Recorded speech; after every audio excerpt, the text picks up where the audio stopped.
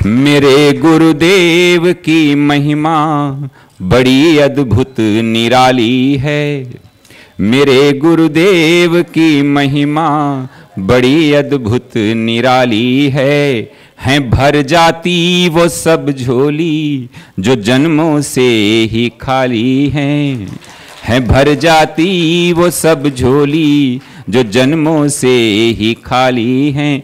यहाँ तम की नहीं सत्ता, यहाँ हर दिन दिवाली है। यहाँ तम की नहीं सत्ता, यहाँ हर दिन दिवाली है। भराया लोक अंतर में नजर में प्रेम। कल के श्लोक पढ़ते हैं। खादित्य दीपिते कुंडे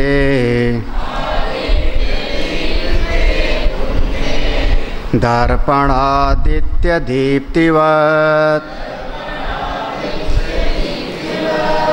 कूटस्थ भासितो देहो धीस्थ जीवेन भास्येत् अनेक दर्पणयादित्य दीप्तीनां बहुसन्धिषु इतराभ्यज्यते तासाम् अभावेपि प्रकाशते।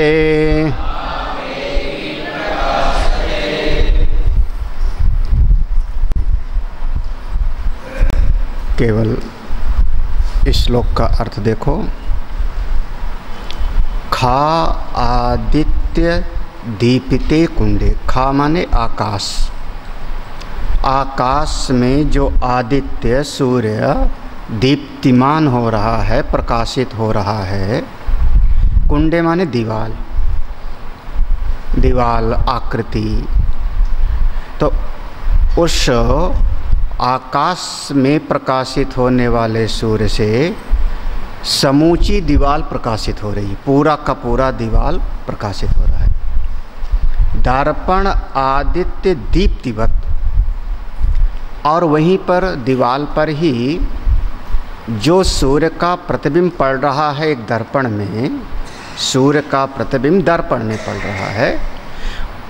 उस दर्पण से भी, दर्पण में आभासित जो सूर्य है, दर्पण में प्रतिबिंबित जो सूर्य है, उसका प्रकाश निकल करके भी दीवाल पर चमक रहा है, प्रकाशित हो रहा है, चकाचौंध हो रहा है, ऐसा समझो।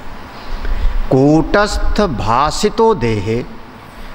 तो ये जो आकाश में सूर्य जो सारी दीवाल को प्रकाशित कर रहा है, उसी प्रकार से अपने भीतर एक कूटस्थ है, प्रकाश स्वरूप है, जो पूरे जगत को प्रकाशित कर रहा है। कूटस्थ भासितो देहे।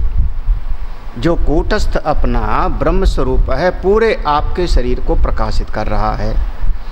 इसमें बुद्धि के भीतर, हमारे भीतर का प्रकाश बुद्धि के भीतर आया। दर्पण माने बुद्धि। यहाँ पे बुद्धि उपहित जो चेतन हुआ, उसके भी धीस्थ जीवेन। धीस्थ माने बुद्धि में जो भासित हुआ। तो बुद्धि के भीतर से एक वृत्ति निकलती है तो कहती है मेरी उंगली में दर्द है। आपके भीतर दो वृत्ति हो रही है, समझना। एक प्रकाश है जिससे पूरे शरीर को जान रहे हो, मैं हूँ, मैं हूँ, हाथ है, पाँव है, जीवन है मेरा, एक है उससे। और इसी में से बुद्धि आपकी इस उंगली पे गई तो इस उंगली में दर्द हो रहा है, आँख में गई तो आँख पर दर्द हो रहा है, बुद्धि आपकी पाँव पर गई तो पाँव पर दर्द हो रहा है। तो आपके भीतर दो यहाँ पर प्रकाशक हो रहा है। एक जो पूरे जीवन को प्रकाशित कर रहा है वो स्वयं कूटस्थ है, ब्रह्म है। और जो आपके एक एक अंग को प्रकाशित कर रहा है वो चिदाभास है, वो बुद्धि में अवस्थित चेतन है। जैसे वो वहाँ पर बताया कि सूर्य आकाश में सबको प्रकाश दे रहा है, लेकिन वही जो सूर्य दर्पण में चमकने लगा तो छोटी छोटी जगह पे प्रकाशित करता है। दूसरा श्लोक। अब इससे ज़्यादा आसान नहीं हो सकता, इससे ज़्यादा आसान नहीं हो सकता। ये पंचदशी अपने आप में ही बहुत कठिन माना जाता है। पंचदशी ग्रंथ बहुत कठिन माना जाता है। भगवान भाष्यकार की शैली प्रसन्न गंभीर शैली है। नया नया आदमी भी पढ़े तो एक आध दो लाइन का अर्थ समझ ही जावेगा, यदा यदा ही धर्मस्य समझ ही जावेगा। लेकिन पंचदशी बहुत कठिन मानी जाती है पूज्यपाद स्वामी विद्यारण स्वामी जी का। और पंचदशी में भी सबसे कठिन यही वाला प्रकरण है। हाँ, सबसे कठिन पंचदशी अपने आप में गंभीर है, और उसमें भी सबसे गंभीर हो तो कोई कूटस्थ प्रकरण बहुत सूक्ष्म है। इसीलिए कल से मैं थोड़ा चिड़चिड़ा रहा था, क्योंकि सब पात्र नहीं होते इसके, ये सबको सुनाया भी नहीं जाता, मना किया गया है। तो ये कूटस्थ दीप बहुत सावधानी से सूक्ष्म बुद्धि करके बैठोगे तो दृश्यते त्वग्रया बुद्धिया सूक्ष्मया सूक्ष्म दर्शन, बहुत पैनी बुद्धि होगी तभी आप समझ पाओगे। कैसे समझूं इसको? इस सिद्धांत को समझाने के लिए आगे का पूरा प्रकरण है। दो चेतन है, एक को हमने कहा कूटस्थ चैतन्य और दूसरे को हमने कहा आभासित चैतन्य। दो चेतन है, दोनों प्रकाश दे रहा है। कूटस्थ चैतन्य नित्य है और आभासित चैतन्य जो है उसके पास अपना प्रकाश नहीं है, वो कूटस्थ वाले का उधार लेके प्रकाशित कर रहा है। कूटस्थ चैतन्य को हम ब्रह्म कहते हैं, आभासित चेतन को हम चिदाभास कहते हैं, या चिदाभास को ही आप एक नाम कहते हो जीव, और कूटस्थ को हम कहते हैं आत्मा। इस भेद को जो समझ लेगा वही समझो कि इस वेदांत के सिद्धांत को समझ पावे। अब इसको कैसे समझें, आगे का सारा उपाय है। अरे आप ऐसे देखो ना, 10 दर्पण होवे, अनेक दर्पण आदित्य, 50 शीशे लगाया हमने और 50 शीशों में सूर्य का प्रतिबिंब पड़ा। अनेक दर्पण आदित्य, 50 शीशों में, अनेक शीशों में सूर्य का प्रतिबिंब पड़ा। तो वो जितने शीशे लगाए थे 50, उनके भीतर से एक चकमक चकाचौंध निकल के दीवार पर पड़ेगी। दीप्ति नाम बहुसंधिषु। लेकिन जो वो शीशे के भीतर से जो चमक निकली है वो थोड़े में होगी, थोड़े में होगी, थोड़े में होगी। तो जो दो गोले बने प्रकाश के, तो दोनों गोलों के बीच में जो संधि है वहां भी तो उसको भी तो आप जान रहे हो ना, उसको भी जान रहे हो ना। जैसे हमने कहा 2 आदमी बैठे हो तो 2 आदमी के बीच वाले को भी तो मैं जान रहा हूं ना। हाँ, तो वो जो बीच वाले को भी मैं जानता हूँ बहुसंधिषु, और साथ ही साथ अभावे अपि इतरा, इसके अलावा भी ये प्रकाशित करता है किसको? ये आदमी बैठा है देखा हमने, और आदमी नहीं है चला गया तो उसको भी हमने देखा। किसके प्रकाश से? जो चकाचौंध था, जो प्रतिबिंब का चमक था, तो वो तो गोले गोले दिखाए 50, उनके बीच का जो संधि थी उसको किसके प्रकाश से देखा? हाँ? उसके अभाव को किससे देखा? वो जिससे जाना भाई ये उंगली है मेरी, ये उंगली है, हमने देखा। ये किससे? चिदाभास से, बुद्धि के द्वारा। फिर इस उंगली से ये उंगली अलग है, लंबी है। कितनी लंबी है? कितनी इंची लंबी होगी? ए वाली से ए वाली कितनी इंची लंबी होगी? कितने सेंटीमीटर? क्या हुआ? कितनी सेंटीमीटर लंबी ज़्यादा है? हाँ, 5 सेंटीमीटर। 5 सेंटीमीटर तो पूरी उंगली होगी हुजूर। हाँ, कितनी होगी? ये जितनी आपने सोच विचार किया है चिदाभास से, ये उंगली और ये उंगली, ये चिदाभास विचार कर रहा है। लेकिन मैं हूँ, मेरी उंगली है, एक कूटस्थ से। भेद किससे देखा? ये उंगली छोटी, ये उंगली बड़ी। भेद किससे देखा? अच्छा, भेद दोनों उंगली के बीच में जो जगह है वो किससे जाना? और उंगली नहीं है ये किससे जाना? बोले ये जो सामान्य प्रकाशक है जो सब कुछ दिखा रहा है वो कूटस्थ चैतन्य है। वही वस्तु की सत्ता को भी, उसकी संधि को भी, उसके अभाव को भी जो प्रकाशित करता है वो कूटस्थ है, और बाकी जो भेद विभेद दिखाता है वो चिदाभास है। अगला श्लोक, ये दोनों श्लोक कल पढ़ चुके थे। तीसरा श्लोक, चिदाभास विशिष्टानां तथानेक धियामसौ संधिं धियाम भावं च भासयन् प्रविविच्यताम्। ये जो सूर्य का और सूर्य का प्रतिबिंब पड़ा बाल्टी में, दर्पण में, उसमें भी एक प्रकाश आया। तो जैसे वो दृष्टांत बताया कि सूर्य भी प्रकाश देता है और सूर्य का जो प्रतिबिंब पड़ा वो भी प्रकाश देता है, उस दृष्टांत से अपने भीतर समझो। कैसे समझो? चिदाभास विशिष्टा नाम, ये जो चिदाभास है आपके भीतर, कौन चिदाभास? धीस्थ जीवेन भासेत, पहले कह चुके हैं, बुद्धि उपहित चेतन, ऐसे समझिए ना। अब भाई देखो, ये आप लोग प्रैक्टिकल करके देख लेना जब करना हो तो। आकाश में सूर्य देवता निकले हों, बिल्कुल वो उनकी महिमा में प्रकाशित हैं। आप अपने आंगन में एक बाल्टी में पानी रख देना साहब, तो आप ध्यान से देखोगे तो वो सूर्य का प्रतिबिंब बाल्टी में भी पड़ेगा। ये बिल्कुल अगर आप ध्यान से देखोगे तो पड़ेगा। बिल्कुल ठीक दोपहर का समय होगा 12 बजे का, तो सीधी प्रतिबिंब पड़ेगा, तो उस बाल्टी से प्रकाश निकल के कहीं नहीं जाएगा। जैसे जैसे अगर सूर्य 10 बजे का है या 2 बजे का है, 3 बजे का है, तो सूर्य के एक कोण से जो प्रतिबिंब पड़ेगा, फिर इस बाल्टी में से प्रकाश निकल करके त्रिज्या बन करके सामने दीवार पे पड़ेगा, चकमक सा।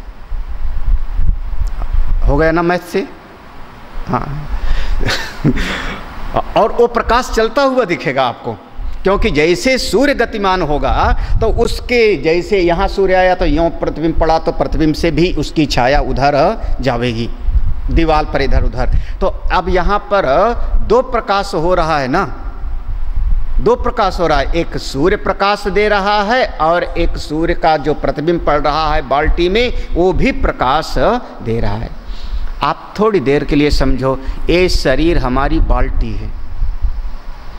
शरीर रूपी बाल्टी में अंतःकरण हमारी बुद्धि पानी है, यही जल है। अब इस जल के भीतर जो प्रतिबिंब पड़ रहा है बुद्धि के भीतर, अंतःकरण में, किसका? अपने उस कूटस्थ का, उस नित्य आत्मा का प्रतिबिंब इसमें पड़ा। तो जब इसमें प्रतिबिंब पड़ा तो इसके भीतर से एक प्रकाश निकला, चिदाभास के भीतर, इसके भीतर से निकला। तो आँख से निकला तो मैंने विषयों को देखा, कान से निकला तो मैंने सुना, जिह्वा से निकला तो मैंने खट्टे मीठे का स्वाद लिया। ये जितना ज्ञान हो रहा है, अनेक तरह का ज्ञान, कौन ले रहा है? चिदाभास। हाँ, आत्मा का प्रकाश पड़ा किसमें? शरीर के भीतर जल के तरह से है अंतःकरण, उसमें जो प्रतिबिंब पड़ रहा है उसी को हम कहते हैं, इसीलिए नाम है चिदाभास। नाम ही समझो ना, चित्त का आभास, उस चेतन का प्रतिबिंब यहाँ पर पड़ रहा है। ये शुद्ध वाला नहीं है। जब कभी इसी को शुद्ध मान बैठते हैं तभी समस्या होती है। इसके भीतर से जो निकल रहा है फिर वो अनेक अनेक भेद देखता है। हाँ, चिदाभास विशिष्टा नाम, जब चिदाभास से हम विशिष्ट हो गए, चिदाभास से युक्त हो गए, तो अनेक धियाम असौ। जब आप भोजन करने बैठते हो तो कितना स्वाद लेते हो? मिठाई का लिया स्वाद, खट्टेपन का स्वाद लिया, मिर्ची का स्वाद खाया, हाँ, कड़ी कड़ी रोटी मिली, नरम नरम दाल चावल मिला, सबके स्वाद अलग अलग थे कि नहीं? स्वाद अलग अलग थे या नहीं? किसने लिया? चिदाभास ने, चिदाभास ने। हाँ, वही चिदाभास ही स्वाद ले रहा है, जीव। हाँ, इसी को समझना है। लेकिन सारे स्वाद को, जिस समय आप मिर्ची खाए थे उस समय मिठास आ रही कि नहीं? मिठास आ रही कि नहीं? जिस समय मिर्ची खाया, जिस समय मिर्ची खाएंगे उस समय मिठास आपको कैसे आवेगी? जिस समय मिठाई खा रहे उस समय तीखेपन का स्वाद कैसे आवेगा? ठीक है, लेकिन तीखेपन को भी मैं जान रहा हूं और मिठास को भी जान रहा हूं ना, दोनों को जान रहा हूं ना। अगर कड़वा लगा मुझको, तुरंत भीतर से कोई कहेगा अब थोड़ा एक मिठाई खा लो, एक गिलास पानी पी लो।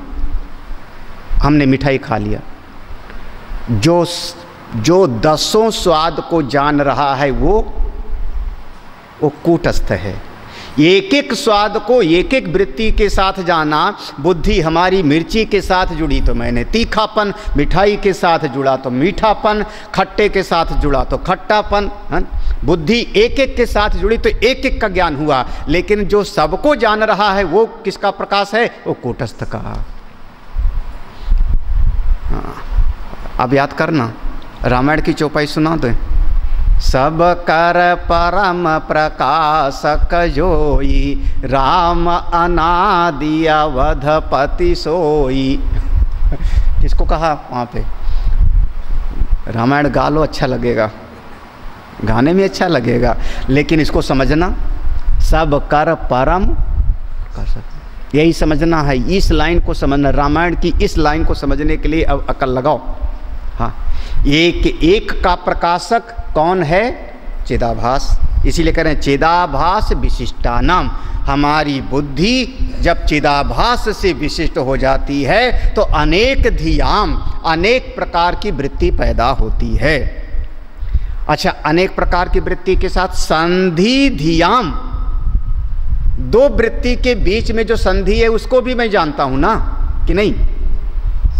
हाँ, दो वृत्ति के बीच में एक विचार उठा, वो चला गया, और उसके बाद दूसरा विचार आया, तो दोनों के बीच में जो संधि हुई वो भी प्रकाशित हो रही ना। इस समय मैं कुछ नहीं सोच रहा हूँ, अभी पहले सोच रहा था, अब नहीं सोच रहा हूँ, फिर आगे सोच लूँगा। दो वृत्ति के बीच में जो संधि आ रही, और कभी कभी वृत्ति का अभाव भी हो जाता है। मन आज बिल्कुल शांत है, कोई विचार ही नहीं उठ रहा है, उसको भी आप जान रहे हो ना? उसको भी जान रहे हो ना? भाषयन प्रविविच्यताम, ये जो भाषित हो रहा है, इस चिदाभास से कूटस्थ को, चैतन्य को आप प्रविविच्यताम अलग कर लो, विचार करके, चिंतन करके अलग कर लो। आपको ऐसा अलग अलग समझना चाहिए। ये असली ज्ञान है, एक खरा सोना है 24 कैरेट का। हाँ, ये शुद्ध ज्ञान है। वृत्ति को भगवान से जोड़ दो, ये हमारी उपासना है, ये उपासना है। वृत्ति को यज्ञ में जोड़ दो, ये हमारा कर्म का विभाग है। वृत्ति से सेवा करो, ये हमारी सेवा का विभाग है। वृत्ति को अच्छे भाव ले आओ, संकल्प अच्छे लाओ, ये हमारी साधना है, ये साधना है। वृत्ति का निरोध कर लो, ये हमारी योग है। लेकिन वृत्ति का प्रकाशक कौन है? हाँ, कैसे जाना? 1 घंटे पहले मेरे चित्त में दुख आया था, 15 मिनट पहले मेरे चित्त में सुख आया था। इस समय ना दुख है और ना सुख है, इस समय ना दुख है ना सुख है। 1 घंटे पहले दुखाकार वृत्ति थी, 15 मिनट पहले सुखाकार वृत्ति थी। दोनों वृत्ति को मैं जान रहा हूं कि नहीं? किसके प्रकाश में? अच्छा, जो अभी कह रहा है मैं जान रहा हूं, ये अनुभव करके बोल रहा है कि नहीं? ये अनुभव करने वाला ही कह रहा है कि नहीं? जाने कोई और अब बोले कोई और, ये बात तो नहीं होगा ना। समझना, या पश्यत ना सबरूते या ब्रूते सा ना पश्यत, ऐसा सुना है ना देवी भागवत में। जो देखता है वो बोल नहीं सकता, जो बोलता है वो देख नहीं सकता। तो ये बात तो नहीं है कि सड़क पर देखे कोई और बोले कोई और, ये तो हो नहीं सकता। और अभी मैं कह रहा हूँ कि 1 घंटा पहले मैं सुखी था, 15 मिनट पहले मैं दुखी था। इसका मतलब कि दोनों वृत्तियाँ, जब सुखाकार वृत्ति आई थी तब भी मैं चुपचाप किनारे खड़ा देख रहा था, और दुखाकार वृत्ति आई तो भी मैं किनारे चुपचाप खड़ा था। वो जो सुखाकार में जो बह गया, मज़ा आ गया। दुखाकार में जो रो रहा है हाय हाय, वो चिदाभास है। और दोनों का प्रकाश देने वाला, अनुभव करने वाला वो कूटस्थ है। इसको अलग कर लो। इतना सा ज्ञान है, इतना सा ज्ञान। हाँ? अगला श्लोक पढ़ें। हाँ। घटैकाकारधिस्था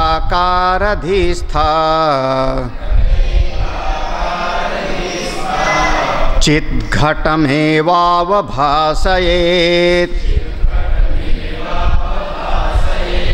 घटस्य ज्ञातता ब्रह्म चैतन्येन अवभासते।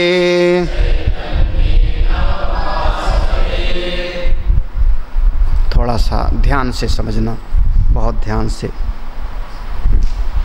और आपको बिल्कुल यथार्थ कहूँ, गीता सुनने को मिल जाएगा, रामायण भागवत सुनने को मिल ही जाता है, गीता सुनने को मिल जाएगा, पंचदशी नहीं पढ़ने को मिलेगी।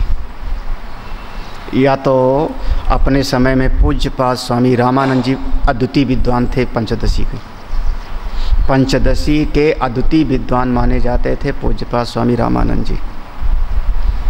उनके जैसा कहते हैं ना कोई हुआ ना कोई होगा। न्याय दर्शन के अच्छे विद्वान माने जाते हैं स्वामी विरागानंद महामंडलेश्वर। याद आया, कमंडल लेके आए थे, यहीं पे भोजन कराया था ना, हरिद्वार में भी थे, कमंडल लेके कैलाश में न्याय दर्शन पढ़ाते थे वो, कैलाश में, ऋषिकेश में न्याय दर्शन पढ़ाते थे। न्याय दर्शन के वो बहुत विद्वान हैं। हाँ, बात भी ऐसे करें, कई बार बात ऐसे करेंगे कि लोग हंस पड़े, है ना, तो वो बात ऐसे, न्याय दर्शन के अद्वितीय विद्वान है वो। तो कहीं पढ़ने को पाओगे नहीं पंचदशी, बहुत कम ढूंढना पड़ेगा।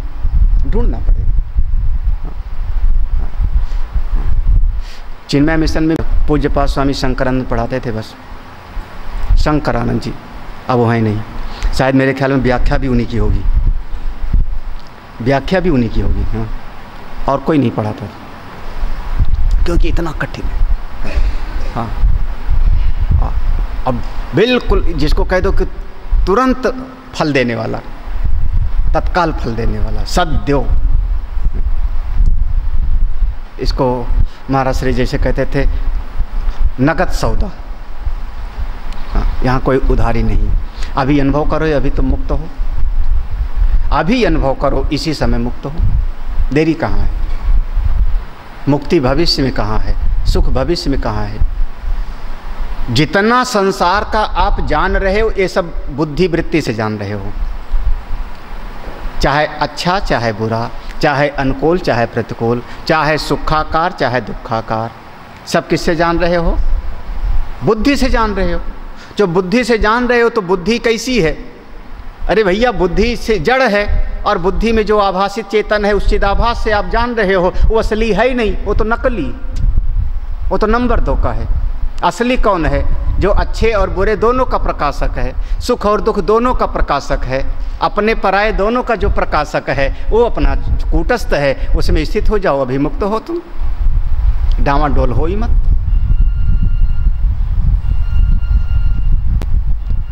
हाँ। मोबाइल बजा जाने की नहीं, सुनाई पड़ा कि नहीं? हाँ, स्वामी जी को गुस्सा आया, ये भी जाने कि नहीं? स्वामी जी ने गुस्से को रोक लिया, ये भी जाने कि नहीं? नहीं जाना? हाँ?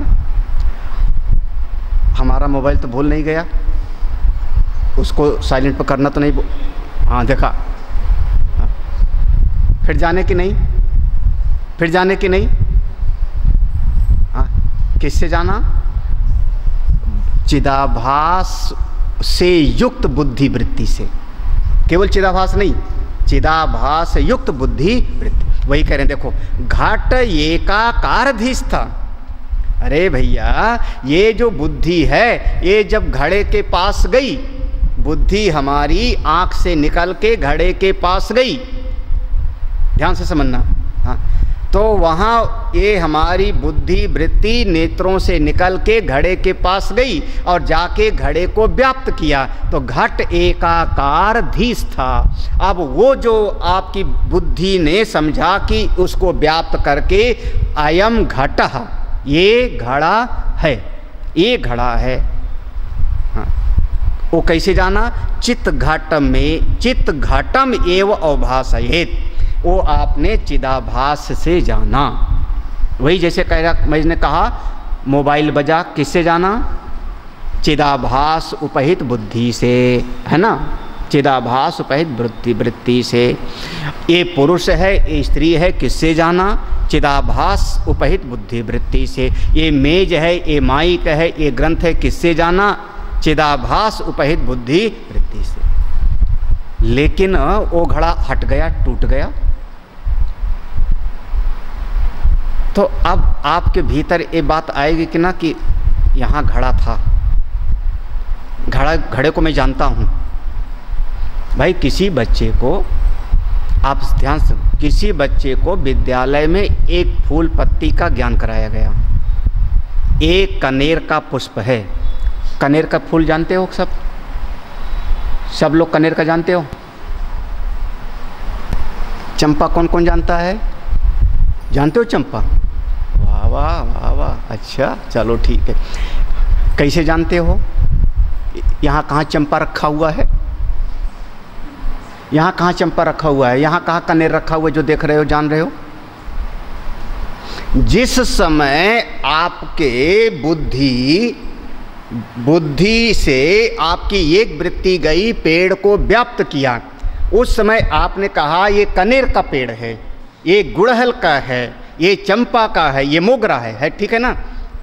इस समय कैसे कह रहे हो कि ये कनेर का मैं जानता हूँ या चंपा को जानता हूँ? इस समय कैसे कह रहे हो? यहाँ कहाँ दिखाई पड़ रहा है? यहाँ वृत्ति व्याप्ति कहाँ हो रही है? हाँ, यहाँ वृत्ति व्याप्ति नहीं हो रही ना, क्योंकि यहाँ वस्तु उपलब्ध है ही नहीं। तो कैसे जानते हो? बोले कूटस्थ से जान रहे हो। इसका प्रकाशक कौन है? हाँ, आज कैसे जान रहे हो? हाँ, घट एकाकार धिष्ठा। जब घट से बुद्धि एकाकार हो गई तब तो आपने जाना कि अयम घट, ये घट है, लेकिन घटस्य ज्ञातता, घट को मैं जानने वाला हूँ, ये ब्रह्म चैतन्येन अवभासते। अब मैं जान गया हूँ कि घड़ा ऐसे ही होता है, घड़ा चाहे सामने होवे और चाहे ना हो, लेकिन मैं घड़े को जानता हूँ। ये कैसे? ब्रह्म चैतन्येन अवभासते। श्लोक ही पढ़ो बस, इतने में समझने का प्रयास करो। श्लोक समझ में आया कि नहीं? पूरा एक एक अर्थ। घट एकाकार धिष्ठा, घट में जब वृत्ति व्याप्ति हो गई, जो वहाँ पर बुद्धि जाके व्याप्त किया, तो चित घटम एव अवभासयेत, तो वहाँ पर चिदाभास से युक्त ही वह बुद्धि जानती है कि ये घट है। लेकिन घटस्य ज्ञातता, मैं घड़े को जानने वाला हूँ जबकि घट है नहीं सामने, वृत्ति व्याप्ति नहीं हो रही, तब भी मैं घट को जानता हूँ। ये किससे? ब्रह्म चैतन्य, ब्रह्म चैतन्य से, कूटस्थ से। ये भेद बता रहे हैं।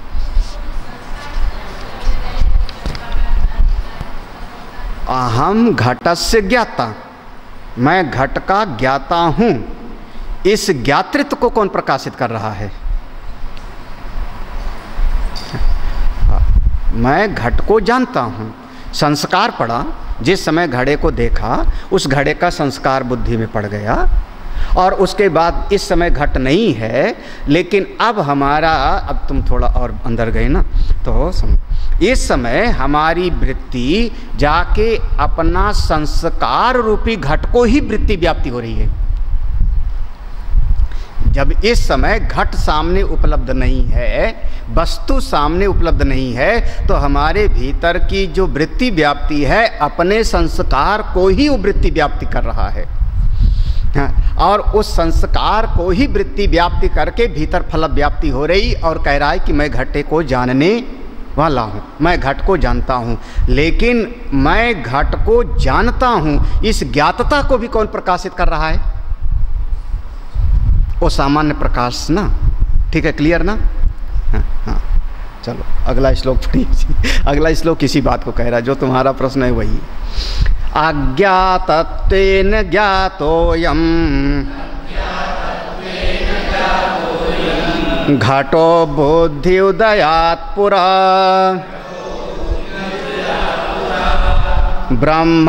ब्रह्मणैव उपरिष्टात्तो ज्ञातत्वे नित्यसौभिदा। हाँ, अब यहाँ पर जरा सा ये समझ लो कि हम जो वृत्ति कह रहे हैं, वृत्ति माने क्या? करें अज्ञातत्वेन ज्ञातः अयम, अज्ञातत्वेन ज्ञातः अयम। वस्तु को आप इतना तो कहते हो कि ये जो सामने है ये क्या है, हम इसको नहीं जान रहे हैं। अज्ञातत्वेन ज्ञातः, अरे कोई चीज़ आपकी थाली में रख दी जाए तो आप जान रहे हो ना कि थाली में कोई चीज़ है कि नहीं? लेकिन फिर भी आप पूछते हो कि ये क्या चीज़ है कि नहीं पूछोगे? तो अज्ञात रूप से भी ज्ञात है ना तुमको, नहीं जानते हो ये भी जान रहे हो ना, ये वस्तु नहीं जान रहे हो ये भी जान रहे हो ना। अज्ञातत्वेन ज्ञातोऽयम्, तो आपके भीतर ज्ञान का नाश तो कहाँ हो रहा है जी? आप चित्त स्वरूप हो ना, सिद्ध करना है आप चित्त स्वरूप हो। इसीलिए ये ग्रंथ जो है, ये जो है बिंब प्रतिबिंबवाद का ग्रंथ है। ये आभासवाद पर बहुत जोर है, इसमें बहुत ज़्यादा जोर है आभासवाद पर। हाँ, तो आपको ये तो ज्ञान हो रहा है ना कि इस चीज़ को मैं नहीं जानता। ये कैसे पता लगा? ये कैसे? अरे बहुत बार धोखा खाते हो, एक ही बार थोड़ी। हाँ, अगर धोखा ना खाओ तो आप तवे से जलते कैसे हो? हाँ, गरम तवा क्यों उठा लिया? कई लोग हैं जो महीने में एक आध बार जलते ही रहते हैं, कभी तवे से, कभी फ्राई पैन से, कभी चाय से, कभी कुछ और, ज़्यादातर देवियाँ। आप लोग भी कई बार बिजली के तार से झटका खा लिए, कभी अमुक चीज़ से खा लिए, कभी चाकू लग गया, कभी ब्लेड लग गया। कितनी बार दाढ़ी कटी होगी? दाढ़ी छीलते समय कटी कि नहीं कभी? लेकिन अब जो भी कहना चाहो। अच्छा, अब आप लोग जाने कि नहीं कि ऐसा भी बाल बनाने का आता है जो घूमता है? जाने कि नहीं जाने? ठीक ठीक जाने के बिना केवल सुना सुना जाना? अभी ठीक ठीक नहीं जाने ना, कि ठीक ठीक जान गए सब लोग? अच्छा, बिल्कुल नहीं जाने? बाजार में ऐसी चीज़ है बिल्कुल नहीं पता, अभी सुन करके पता लगा कि नहीं कि कोई चीज़ ऐसी है, जाने कि नहीं जाने? ठीक ठीक जाने क्या? तो अज्ञात रूपी से ज्ञात है। अज्ञातत्वेन ज्ञातः अयम्। अरे इतना तो जान गए ना कि घूमने वाला आया है, लेकिन ठीक ठीक नहीं जाना। कितना आसान सा है जी। हाँ, किस में जाना? बुद्धि उदयात, बुद्धि में जाना। कई बार ऐसा होता है सामने घट है, लेकिन फिर भी घट पहले हमारे भीतर था, ये क्या है हम नहीं जानते। फिर हमारी बुद्धि गई, वृत्ति व्याप्ति किया, वृत्ति व्याप्ति करके आई, तब हमने कहा फल व्याप्ति हुई, तब हमने कहा ये घट है मैंने जान लिया, ये घट है मैंने जान लिया। तो स्थिति क्या है? घट के अभाव को भी जानता था, घट को ठीक ठीक भी नहीं जानता था, और घट को जान भी लिया। ये सब को जानने वाला कौन है? कोई ना कोई तो एक मैं हूँ ना, वही अपना आत्मा है। ब्रह्मणा एव उपरिष्टात्, तो वह ब्रह्म स्वरूप ही अपना आत्मा कूटस्थ ही वो घट के अभाव को भी, घट को ठीक ठीक नहीं जानते थे वो भी, और घट को जान लिया ये भी, वो सबको जानने वाला एक अपना कूटस्थ आत्मा है। उसको जानो, मुक्त हो जाओ, वही जानो। हाँ, इस तरीके से अगर आप चिदाभास को, कूटस्थ को अलग अलग समझ लो तो बढ़िया, बहुत बढ़िया, इसी क्षण। हाँ, ये कई बार में बेड़ा पार हो जाओगे, देरी थोड़े है। लेकिन पहले इसीलिए कल मैंने पूरा प्रसंग ले लिया कि बिना अंतःकरण की शुद्धि के ये बात समझ में ही, अंतःकरण शुद्ध हो, अंतःकरण सूक्ष्म हो, सूक्ष्म भी हो, हाँ, एकाग्र हो। ये पूरी एकाग्रता मांगता है, आधा अधूरा नहीं। शुद्ध भी हो और पूरी तरह से चित्त एकाग्र हो। आधा मन इधर आधा मन उधर, तो ये बात फिर समझ में ही नहीं आएगी, क्योंकि ये कथा तो है ही नहीं, कोई ये कथा तो है नहीं, चुटकुला नहीं है। ये तो सीधे आपके अपने भीतर जाके विश्लेषण करना पड़ेगा ना, अपनी बुद्धि की वृत्ति को आपको विचार करना होगा। फिर से देखो, चिदाभासांत धीवृत्ति ज्ञानम लोहांत कुंतवत् जाड्यम अज्ञानमेताभ्याम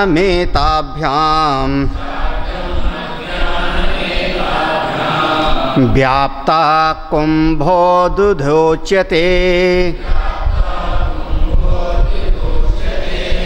हाँ, थोड़ा सा समझिए यहाँ पर, कुंभा द्विधा उच्यते। यह जो घट है, हम दृष्टांत यहाँ पर घट का लिया है, आप और मिले जो घट का दृष्टांत लिया, वो घड़े में दो प्रकार की वृत्ति हो रही है ना, द्विधा, मैं नहीं जानता हूँ और मैं जानता, ये दो प्रकार की वृत्ति हो रही घट में ना। कब ये दो प्रकार की वृत्ति हो रही है? जब आपकी बुद्धि जाकर के उस घटे को व्याप्त करती है, तब ना। अरे लेकिन बुद्धि तो जड़ है जी, जाड्यम अज्ञानम एताभ्याम। बुद्धि तो जड़ है, बुद्धि जड़ है कि चेतन? हाँ, कौन चेतन बोला? कौन बोला चेतन? बुद्धि को चेतन किस अभी बोला था किसी ने? हाँ, मैंने सुना कि बुद्धि चेतन है, लेकिन आवाज़ ठीक ठीक में पहचान नहीं पाया किसने बोला। तो इसमें अज्ञान भी है और ज्ञान भी है, दोनों जुड़ा हो रहा है ना। अज्ञान और ज्ञान दोनों जुड़ रहा है कि नहीं? हाँ, बुद्धि चेतन है ऐसा बोला, किसने बोला नहीं पता। तो दोनों वृत्ति हो रही ना, ज्ञान की भी और ज्ञान। हाँ, ऐसे ही जीवन में देखो, घट क्षण क्षण में होता है। आप समझना, यहाँ पे बुद्धि चेतन नहीं हो सकती। क्यों? आप लोग शुरुआत से पढ़िए, फिर इसीलिए तत्वबोध वगैरह ले आओ, फिर से तत्वबोध शुरू करो। तत्वबोध, आत्मबोध, विवेक चूड़ामणि, है ना। पांचों महाभूत बने।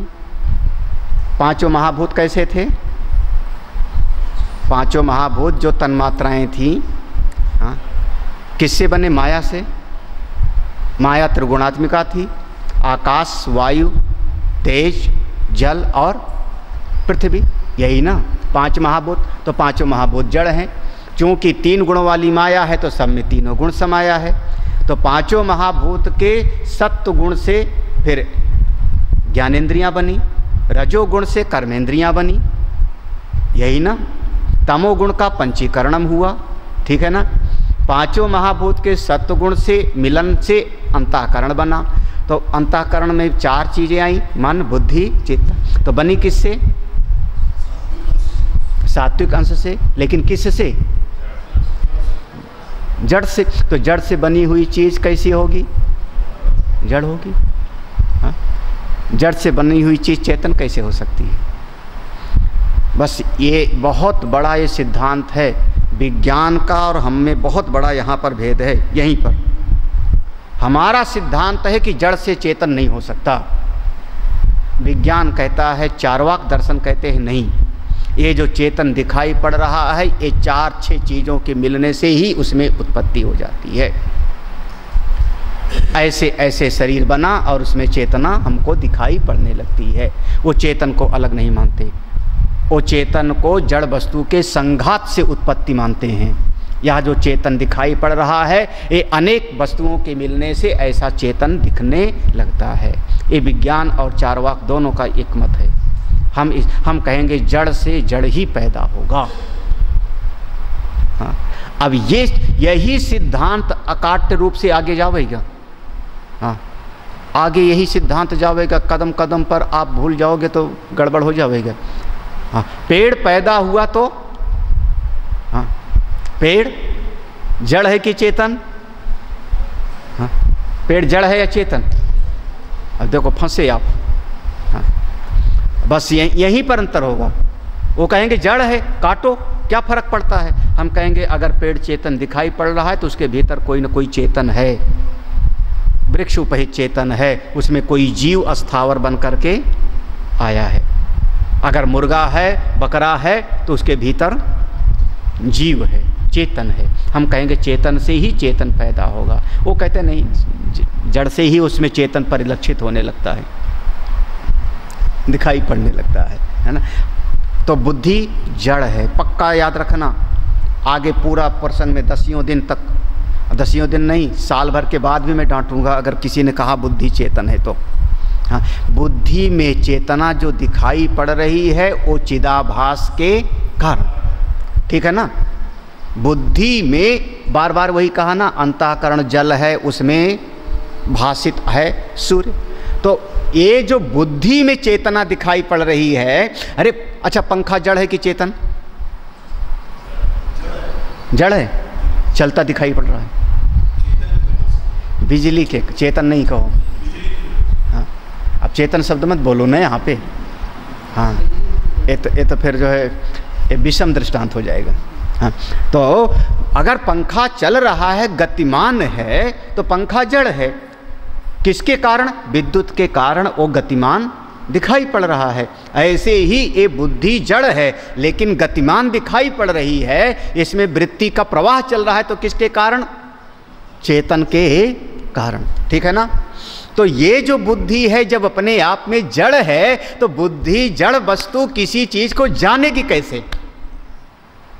हाँ, अब आइए आप ये पंचदशी में आपने कहा मेरी बुद्धि ने जान लिया। अरे मैंने अपनी आंखों से देखा, मैंने अपने कानों से सुना, मैंने बड़ा ठोक बजा करके बुद्धि में पक्का किया। ना समझ लोग, आंखों से देखा, कानों से सुना, बुद्धि में ठोक बजा के विवेक करके पक्का किया है। जड़ चीज के निर्णय को तुम मान रहे हो, जड़ चीज पर तुम्हारा विश्वास हो रहा है।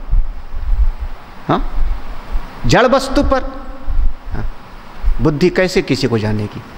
यहाँ से यही प्रसंग है आगे 1-2 श्लोक में, जड़ वस्तु कैसे किसी को जानेगी। अब यहीं पर तो उसी को कह रहे हैं। हाँ, अब एक दृष्टांत दिया बहुत बढ़िया। हाँ देखो, कह रहे हैं चिदाभास अंतधि वृत्तिर ज्ञानम। चिदाभास, चिदाभास ऊपर लगा होता है, बुद्धि नीचे होती है, बुद्धि वृत्ति नीचे होती है। दोनों मिल करके जा करके अपना कार्य करते हैं तो मैं जान जाता हूं कि वृक्ष है, ये पशु है। कैसे?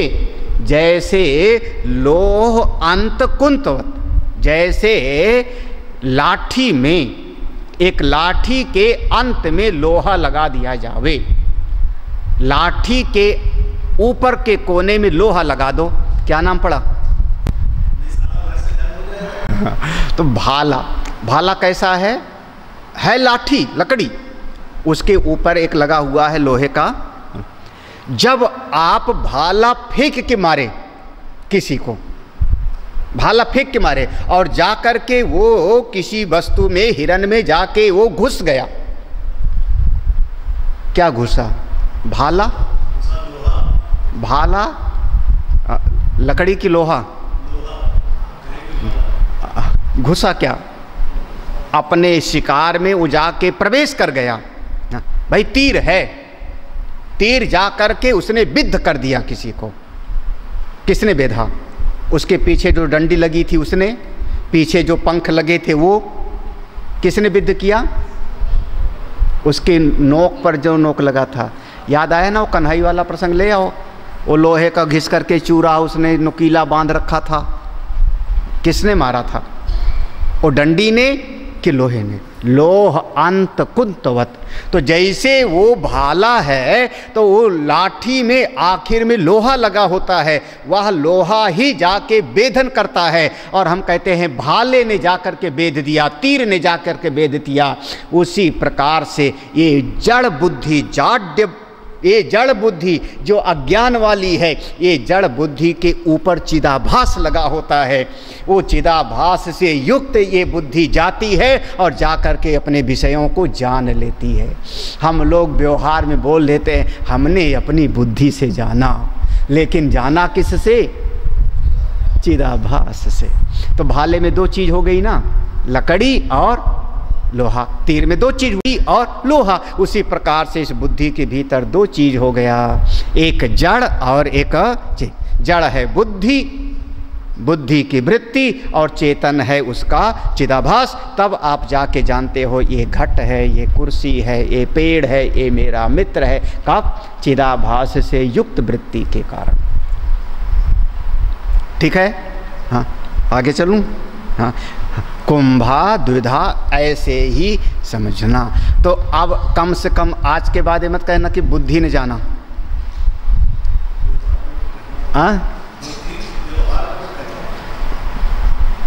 बस यही गड़बड़ी है। जो घर फूंके आपना चले हमारे साथ, जो व्यवहार को लात मारे वो ये ज्ञान को प्राप्त कर लेगा। हाँ। फिकर फांक फांकी करे ताको नाम, फिकर फांक। आप व्यवहार में संभालने का प्रयास करते हो कि नहीं सबको? हाँ। कोई आया तो चाय पिलाओ, कोई आया तो बिठाओ। अब भले आप उसको बुद्धि से जस्टिफाई कर लो, अरे वेद में लिखा है अतिथि देवो भव। हाँ, आप साधक नहीं हो, कम से कम ब्रह्म विद्या के साधक नहीं हो। मैंने इसीलिए कल 3 विभाग किया, संसारी, समाज सेवक और साधक। तो जब व्यवहार संभलेगा तो ये चीज़ नहीं ज्ञान आएगा। इसीलिए महात्माओं का जो व्यवहार है उल्टा पुल्टा हो जाता है। कोई एक आप लीक पर नहीं चला सकते हो कि महात्मा लोग ऐसे बोलेंगे। हाँ, इनकी उल्टी रीत। हाँ, तो कोई पक्का नहीं कि ऐसे बोलेंगे। आपके व्यवहार का पता है कि अमुक व्यक्ति आएगा तो आप ऐसे करोगे। महात्माओं का कोई भरोसा नहीं। हाँ, है ना? क्या हुआ? तो जब तक व्यवहार को संभालने की कोशिश है तब तक फिर ये ज्ञान पूरी तरह से लाभदायी नहीं होगा। पेड़ लगा, पेड़ में फल नहीं आया, बांझ पेड़ है। गाय पाली, गाय ने दूध नहीं दिया, बच्चा नहीं दिया। आत्मदेव वाला प्रसंग हो जाएगा ना भागवत में। आत्मदेव ज्ञानी थे, विद्वान थे। श्रौत स्मार्ते सुनिष्णाता दुति युभास्करा, है ना? लेकिन बांझ हैं, तो ये ज्ञान भी बांझ हो जाएगा। कभी ऐसा करके देखो व्यवहार की, ठीक है,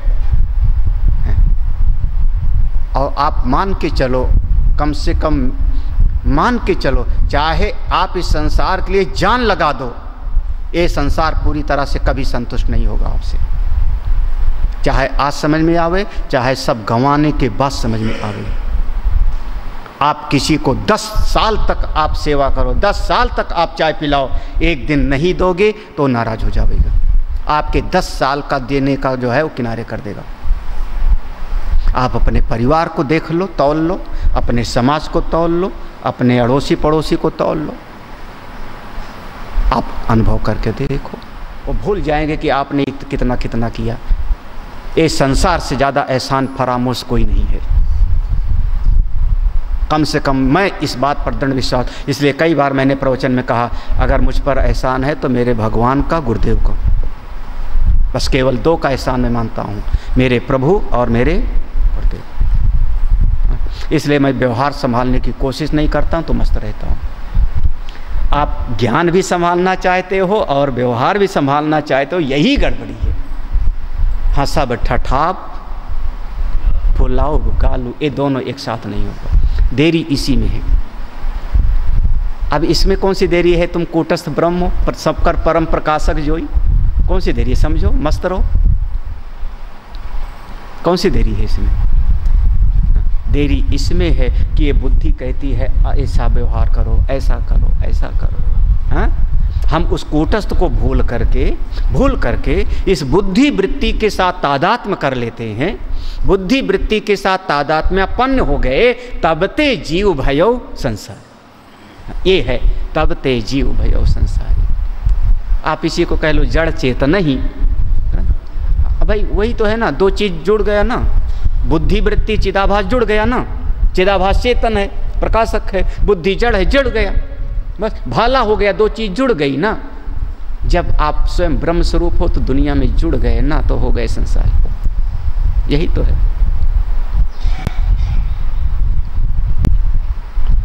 वैसे अगर पंचदशी समझ में आ जावे, आभासवाद है, पंचदशी ठीक ठीक समझ में आ जावे, ठीक ठीक, तो आभासवाद के बाद भी अजातवाद मांडव के समझ में आएगा।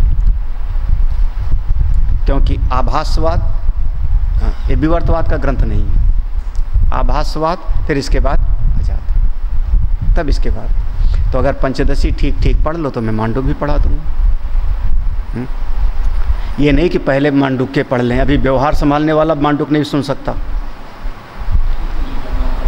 वहाँ तो कुछ पैदा ही नहीं हुआ।